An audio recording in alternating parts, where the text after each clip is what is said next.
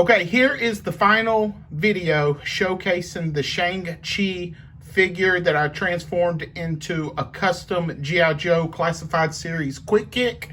As you can see, the finished product is right here. We've got a lot of stuff added to this Shang-Chi, who is now Quick Kick. We've painted a lot of details on him.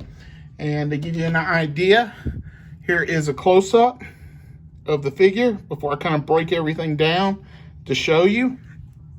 All right, so first things first, you'll see one of his nunchucks that he came with. I couldn't find the other nunchuck. It's just put up right now, but this came with the Shang-Chi. It's got like some dragon heads on each end. This was originally red and orange, as you can tell from some of the prior videos that I posted, and I did step by step, so please check out the prior videos that have been posted to the site. This is a chrome paint marker pen on the chain links that my wife did for me. All right, so that's that.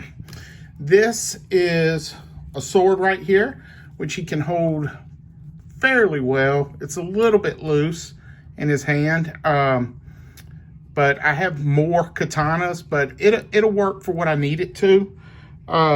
So we got that, and this came with the Marvel Legends hand ninjas, and we have this belt that fits the sheath on the back, so that worked out real well. I had some issues with the throwing stars, but I was able to get them on there. I wanted them to be removable, but I could not get them to work with a magnet very well. We got the red sash that is made out of a ribbon cloth that I picked up from Michael's. The belt contains the two blue pouches that he had on the OG figure back in the day. These came from Marauder Gun Runners on their K9 1/18 scale figure accessories for that line. What else do we have? The throwing stars are actually charm bracelets accessories that I broke off the link to put them on the bracelet, and they were applied by a hot glue gun. A little bit of the glue you can see right there. I got the tweezers to clean it up some, but I didn't want to tear up anything. Let's see.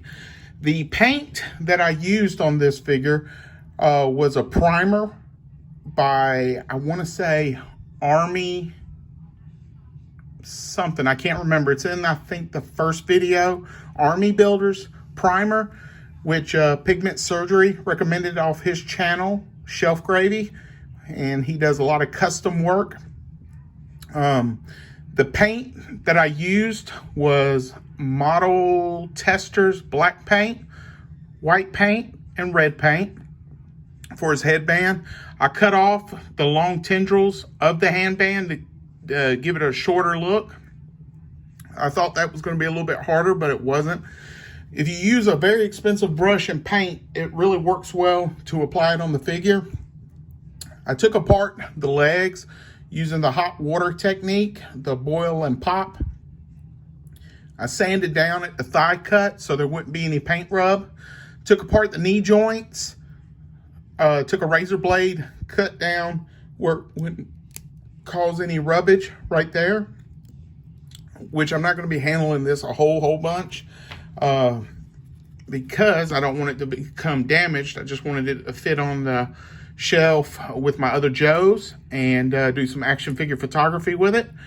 But yeah, I also shaved around the buttocks area right here to prevent any paint rub from the thighs. So that worked out real well. The sash was applied with a hot glue gun right above the waistline, so it wouldn't hinder any of the waist movement, but it still retains all the articulation that Shang-Chi had. Nothing was hindered. It's got the butterfly joints and, you know, all that good jazz. But yes, this is my first custom figure that I've ever done. I learned a lot of these techniques from watching Shelf Gravy on the Realm of Collectors channel. And he does a show bi-weekly on Wednesdays. I try to catch it live, but I mainly catch it in the video form.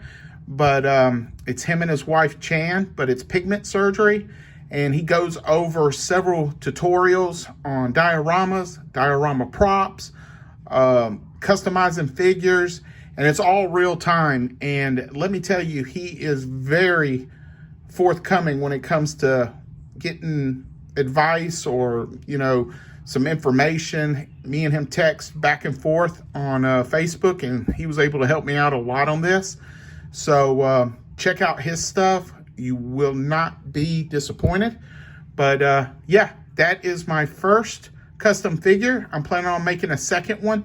This one, the next one I'm going to try to do is not take apart the knee joints. I'm going to try the Sharpie technique since it's going to be black paint. And I am going to take it off at the thigh, shave it down so to stop the rubbage, and sand along the buttocks, this time with a Dremel, and try to pop out another one just to see how it went. This project took about, from start to finish, 2 weeks. There's 4 prior videos here on my channel, starting from the very first process and going all the way towards the end. And I'm hoping that will help other people out try to make a custom figure, because if you use the right tools, you talk to the right people, and if they're able to share their knowledge, it's a very fun and learning process. And anybody can do it, but I will tell you this, I completely understand why customizers pay so much or charge so much for their work, because this figure, transforming it from this to this, cost me a lot of time and money, because I didn't have the tools. I didn't have a lot of the paint and whatnot. And if you tear this up, it's not like a diorama, which, as you can see, this is my first diorama if you watch some of my prior videos. And if you mess up on a diorama, you can make a wall look battle damaged or whatnot. You tear up or melt the wrong part on a figure, you got to turn around and repurchase the figure. And it just takes a lot of time and money. And I completely understand why these artists charge so much. And you don't realize that until you dabble in it and try it for yourself. There are far more people that do things better than what I did, but they are very genuine and were able to help me with my first one. And it was just a fun process. And I hope that the other 4 videos of me doing and showing even my errors help others, because this is just a small collecting channel that likes to reach out to other collectors and just have fun with their toys. I don't keep none in box. I put them in the dirt, take pictures, and just have a good time with it. And you can too. And you can also have your own quick kick. I hope you enjoyed this video. I hope you're enjoying the G.I. Joe Classified line series. Some of the exclusives are starting to become a lot easier to purchase, because I have been looking forward to this line for many years. A lot of us wanted a 6-inch series, and we don't want it to go by the wayside because of the issues they're having with distribution. So other than that, check out my older videos. I'm anxious to get started on the next one to see how well that one goes, and go from there. And if you enjoyed this video, please check out the other diorama projects, the 1/12 scale vehicle projects, and now a custom figure project. So enjoy collecting, and I'll see you on the next vid. Thank you. Okay, here is the Marvel Legends Shang-Chi that has been transformed into the, hopefully in my collection the way I wanted it, the G.I. Joe Classified 6-inch Quick Kick. It's my first modified figure, first custom, but I wanted to show some side-by-side shots of some of the other G.I. Joe Classified series. So this is him standing next to Lady J, Flint, and Snake Eyes. And as you can tell, he scales very nice with them.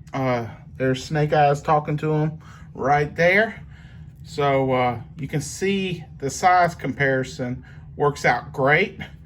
This is him next to a Cobra infantry trooper right there. So that looks real good.